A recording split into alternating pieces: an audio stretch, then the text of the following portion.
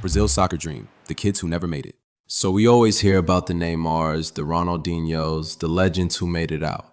But what about the thousands of Brazilian kids who trained just as hard, dreamed just as big, and never became stars?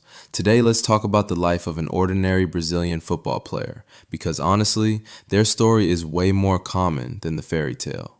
It usually starts around age 6 or 7. In Brazil, football isn't just a sport, it's basically oxygen.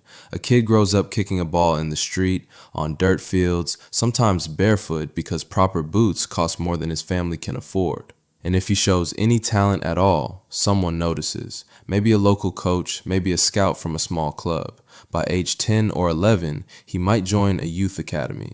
This sounds glamorous, but most of these academies are not Flamingo or Santos.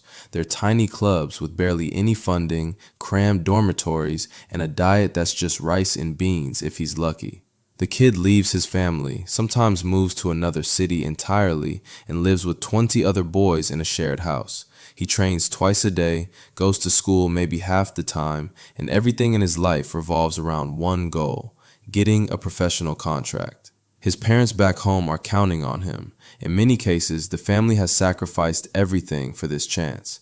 They see him as the lottery ticket that might pull everyone out of poverty. Here's the brutal math. Brazil has hundreds of professional clubs across multiple divisions, but even so, the vast majority of academy kids never sign a professional contract. Studies have suggested that something like only 2 or 3% of youth academy players actually make it to any level of professional football. So out of every 100 boys dreaming in those dormitories, maybe 2 or 3 will ever earn a paycheck from the game.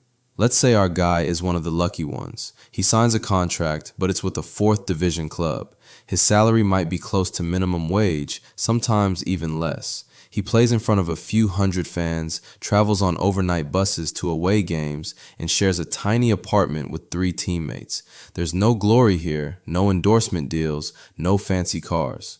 He's a professional footballer in name, but his daily life looks nothing like what you see on TV, and this phase doesn't last long. Brazilian lower division football is unstable. Clubs go broke, miss payroll, fold entirely.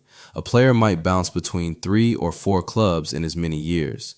Each time his short-term contract ends, he's basically unemployed, scrambling to find another team. Agents at this level often take huge percentages and deliver very little. Some players get offers to go abroad, but not to Europe's top leagues. We're talking about lower divisions in places like Thailand, Indonesia, Malta, or maybe a semi-professional league in a country they've never heard of. Some take those deals out of desperation, spend a lonely year far from home, and come back with almost nothing to show for it. By his mid to late 20s, reality sets in. His body is wearing down from years of hard training with minimal medical support. He's had injuries that were never properly treated. The calls from clubs come less frequently. And here's the thing that makes this story particularly tough. He has almost no education and very few transferable skills. He left school at 13 or 14 to focus on football. He doesn't have a degree, doesn't have work experience outside the game, and the Brazilian job market isn't exactly forgiving. So what does he do? Some become youth coaches at small academies, earning very little but staying close to the game they love. Some open small businesses, maybe a bar or a little shop in their hometown. Many end up in manual labor, construction, delivery driving, whatever pays the bills. A significant number struggle with depression, substance abuse, or financial hardship.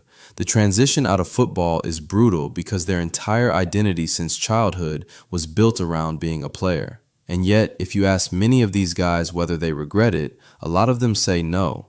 Football gave them some of the best moments of their lives. It gave them brotherhood, purpose, and for a brief window, hope. The tragedy isn't really about individual failure, it's systemic. It's a country that produces more football talent per capita than arguably anywhere on earth, but has very few safety nets for the overwhelming majority who don't reach the top. So next time you watch a Brazilian superstar dribble past 3 defenders on your screen, remember there are 10,000 guys who could almost do the same thing, who train just as hard and who are now living completely anonymous lives. Their story deserves to be told too, because it's the real story of Brazilian football.